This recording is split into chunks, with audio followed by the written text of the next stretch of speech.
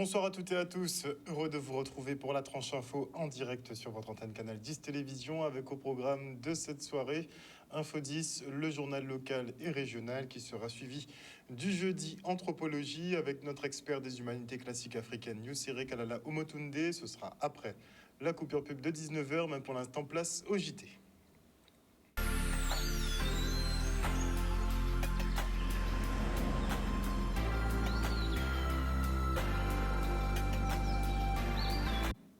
Nous sommes le jeudi 6 octobre 2022 et on débute avec la mobilisation des parents d'élèves de l'école Hilarion Léogane des Abîmes.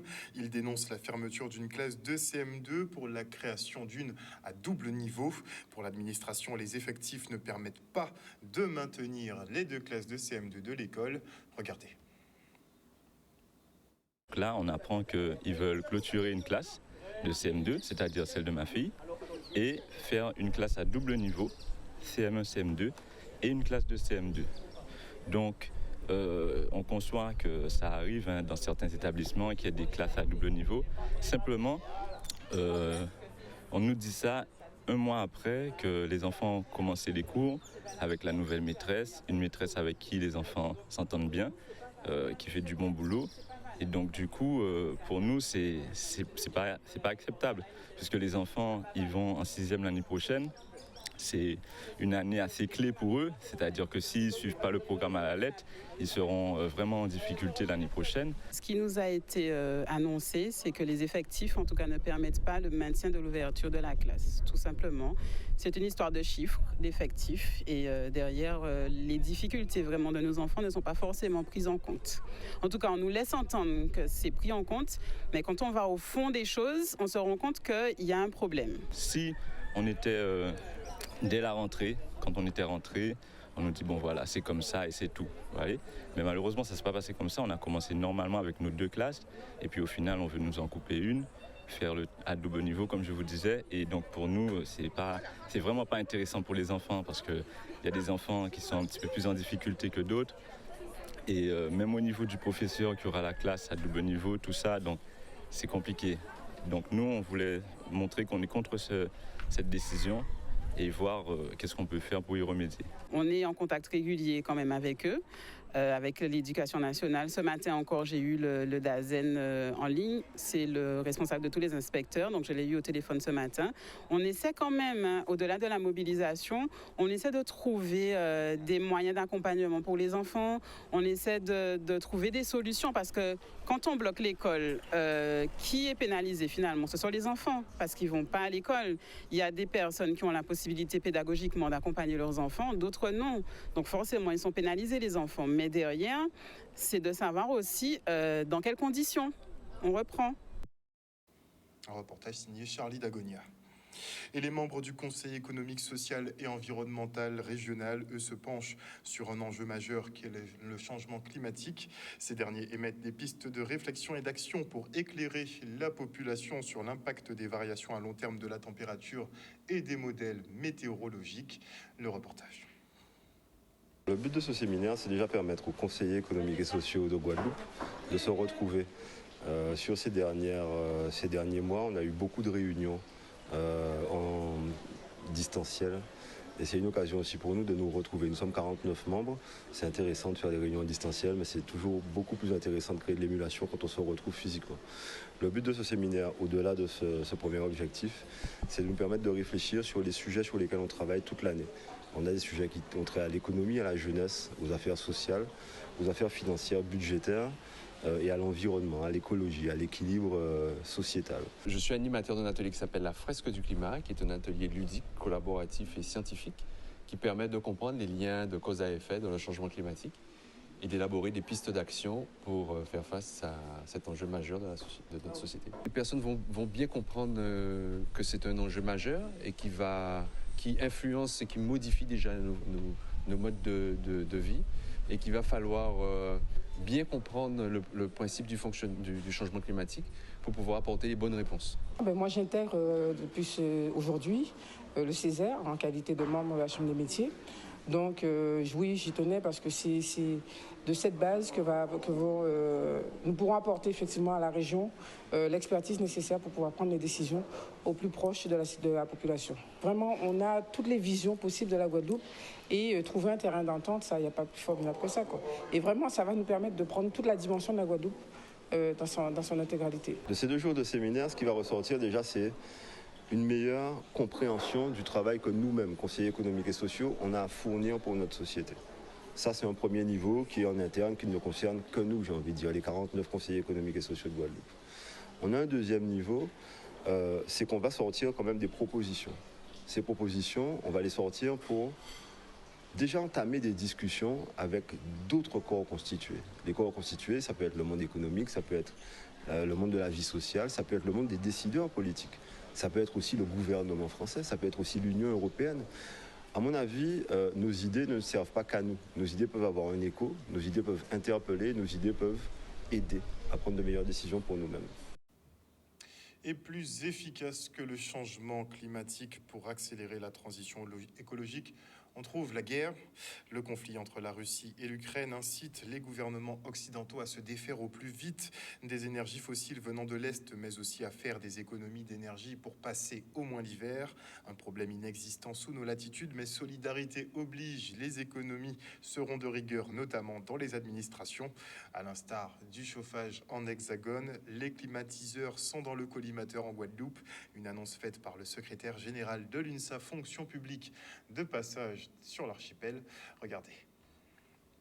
Pour rencontrer les agents publics, pour pouvoir discuter avec eux, parce que nous avons besoin, lorsque nous sommes en métropole, de pouvoir aborder les spécificités de la Guadeloupe, parce que les spécificités de la Guadeloupe n'ont rien à voir avec la situation en métropole, que ce soit à cause du climat ou parce que c'est une île, tout simplement. Donc aujourd'hui, nous avons le sujet de la sobriété énergétique. C'est un sujet important parce que nous voyons qu'il est essentiel à la fois pour économiser de l'énergie dans le cadre des conflits actuels, mais aussi et surtout pour l'avenir de notre planète, parce que le climat change et nous savons tous qu'il nous faut obligatoirement réduire notre consommation énergétique et tous les gaz à effet de serre qui entraînent un changement climatique. Nous allons aborder la sobriété énergétique avec les spécificités de l'île.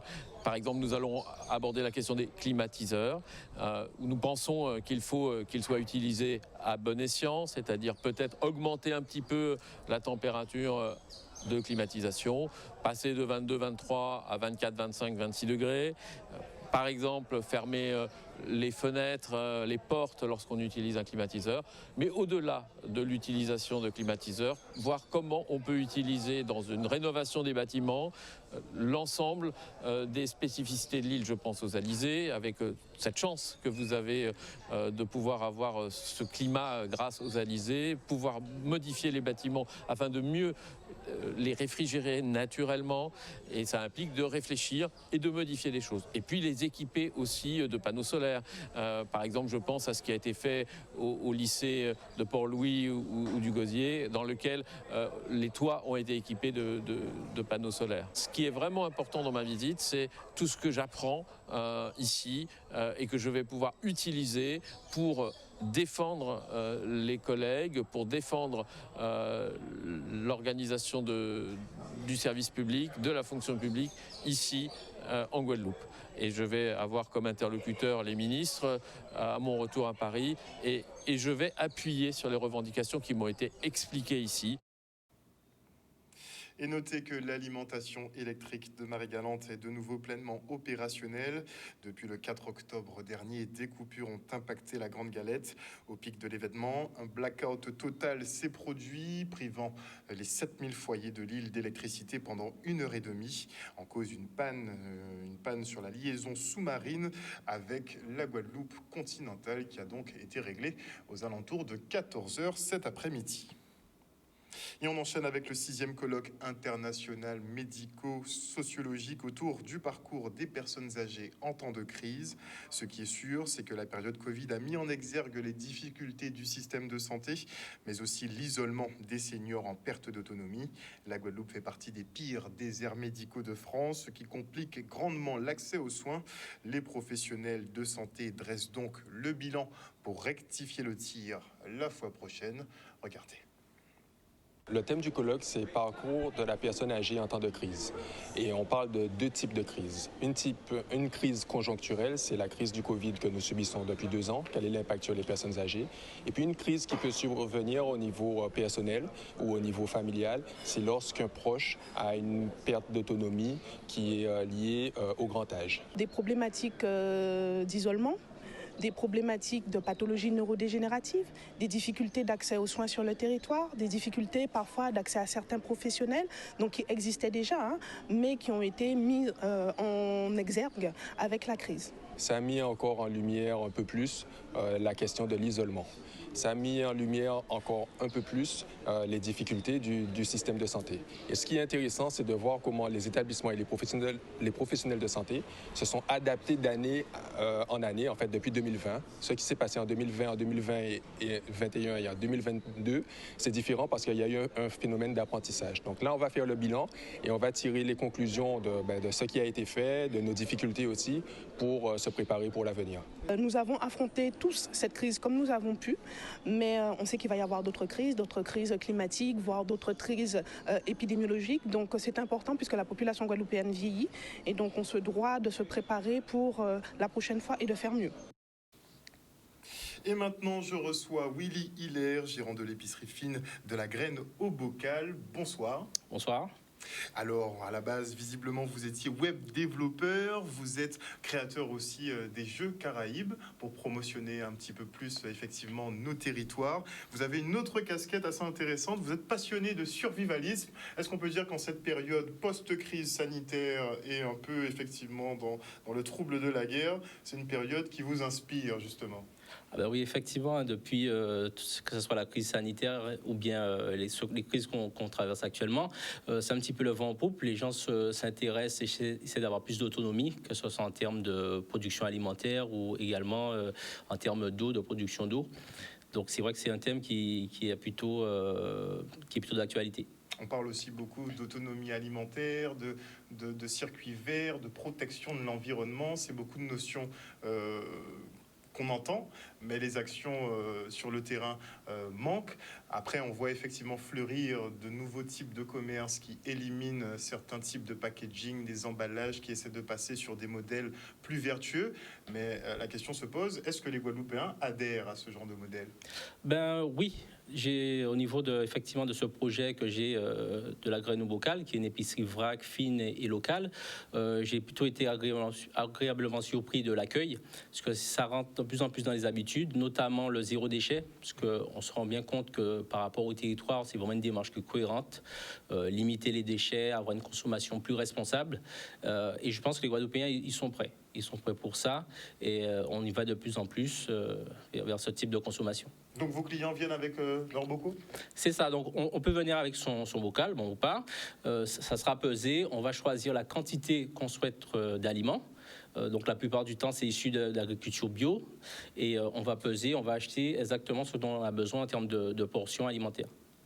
Il faut revoir dans ce cas-là les portions.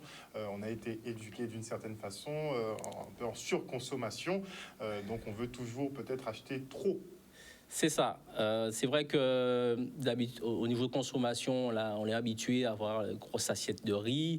Bien pleine. C'est dernièrement que j'ai découvert qu'on n'est pas obligé de la remplir. Tiens, l'assiette. Exactement, on n'est pas obligé de la remplir. Et si on cherche les équivalences en termes de portions, en termes de protéines, d'autres apports, c'est vrai qu'on a peut-être tendance à en prendre trop.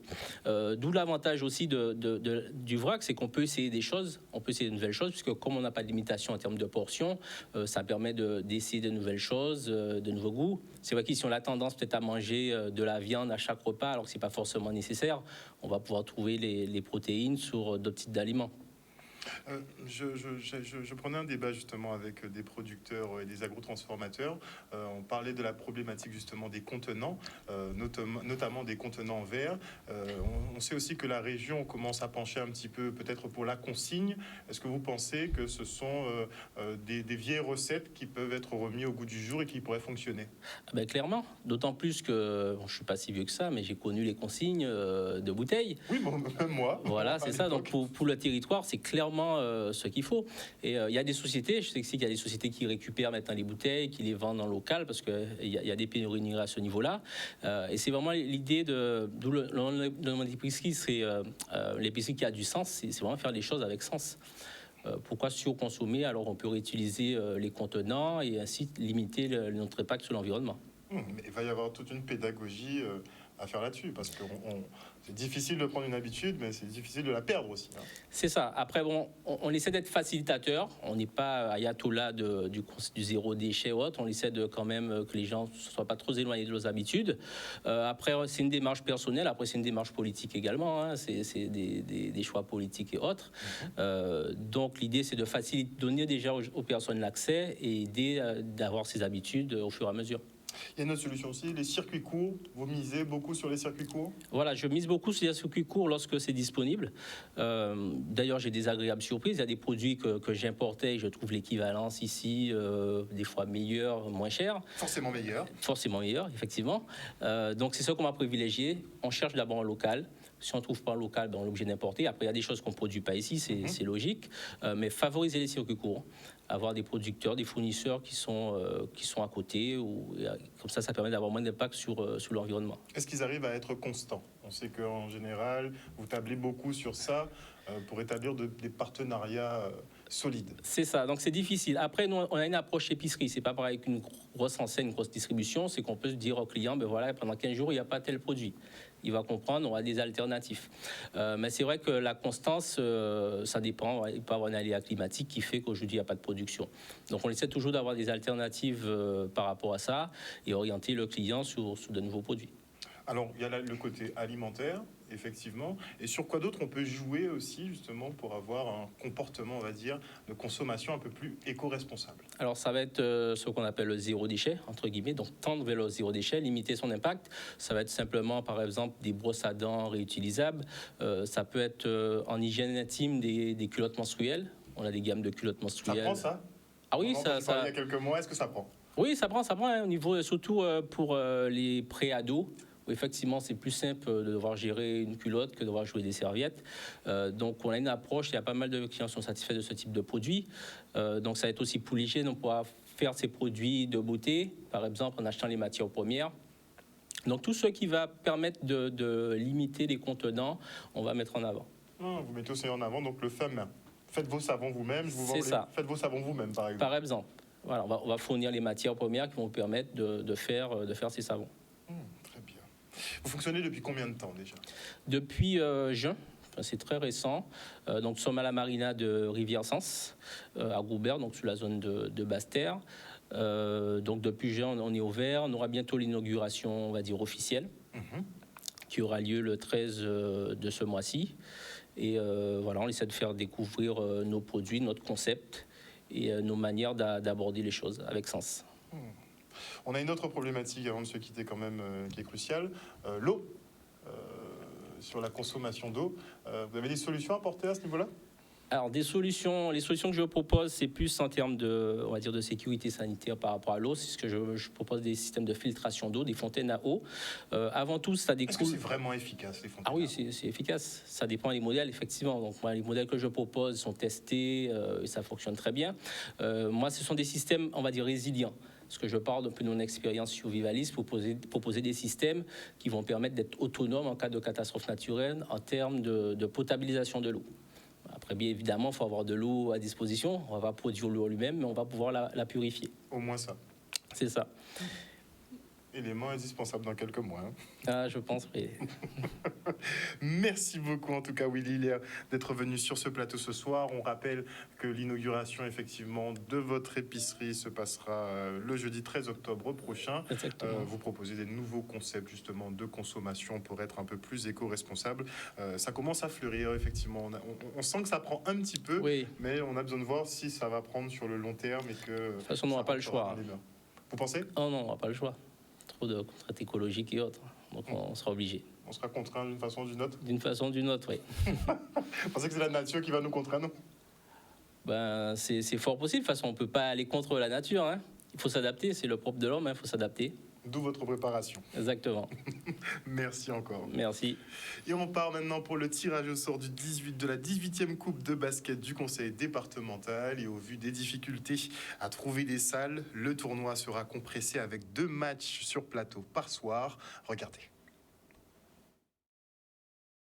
18e édition de la Coupe du Conseil départemental, c'est un chemin obligatoire pour les clubs qui jouent en première division, quand le vainqueur est qualifié pour la finale de la Coupe de France Zone Antilles pour aller représenter la Guadeloupe contre la Martinique et la Guyane.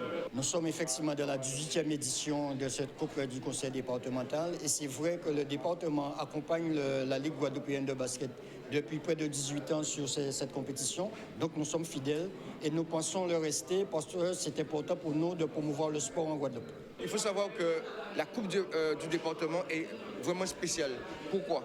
Les 12 équipes qui participent au championnat de France national 3 sont obligées de participer à la Coupe de la Guadeloupe département. C'est une obligation chez nous depuis tantôt. Les équipes inscrites au championnat de France national 3 en Guadeloupe sont obligées de participer, filles et garçons. Donc il y a 12 équipes au niveau garçons et 5 équipes au niveau des filles. C'est une innovation donc, dans laquelle nous allons prendre toute notre part et c'est vrai que ça donne aussi un cachet à cette manifestation. La Ligue nous a proposé cette solution-là que nous allons étudier, que nous allons abonder dans ce sens-là.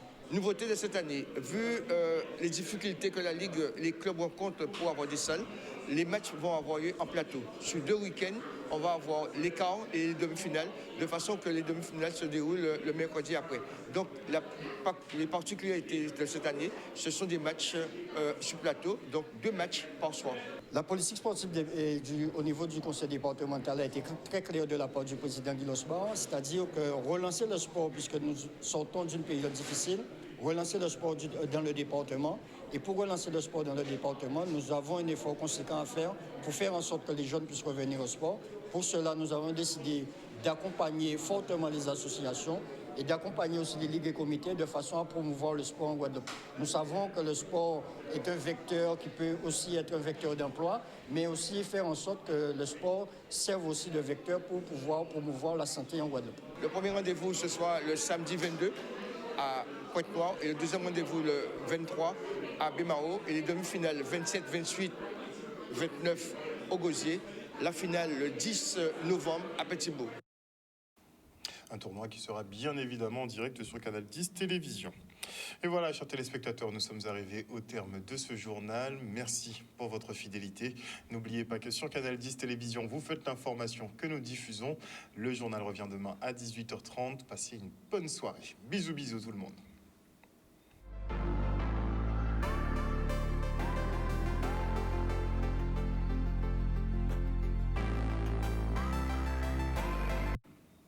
À venir dans la tranche info sur Canal 10, le jeudi anthropologie, ce sera après la coupure pub. Et avant cela, je dis bonsoir à Wilma Blondeau, à Don Luciano, bonsoir à Joël Bazit. Oui, ils vont couper le chauffage, c'est pas le chauffage, les chauffe-eau. Ils vont couper les chauffe-eau à distance, effectivement. Bonsoir. Ah, on nous parle d'une probable intoxication alimentaire... dans une école au Moule, ouais, à voir. En tout cas, bonsoir à Jimmy Kamagouva-Algar, bonsoir à Odile Zingilet, bonsoir à Mouton Lucide, à Rulé Bronson Style Steve, bonsoir et bisous à Maggie Delaney, à Perle de Karukira, bonsoir à Patricia de Normandie, oui, à quelques soucis, bonsoir à qui d'autre, à Mouton Lucide, à Joël Bazit, à Dimitri Gobardan, à Marilou, à Lina Wild, bonsoir à Elisa Davillé, bonsoir à Patou Patty. Bonsoir à qui d'autre. Et bonsoir à Patricia Châtenay-Rivaudet. Bonsoir. Attendez. Oui, de toute façon, ça va. Il faudra que ça se démocratise, hein. Tout ce qui est en faveur effectivement du bien-être des femmes. Il faut qu'on puisse en parler de façon libre et tranquille. Bonsoir à Teddy Bamberg. Bonsoir à Claudie Giraud-Girard. Et ce sera tout pour ce soir. Bonsoir à Eddy Félix. Oui, on a des gros problèmes sur la distribution en eau. Vous savez qu'il y a une petite mobilisation sur la Boucan à 19h, techniquement c'est censé commencer maintenant, où ils vont parler justement de la problématique de la distribution, mais aussi de la qualité de l'eau en Guadeloupe. On se retrouve après la pub.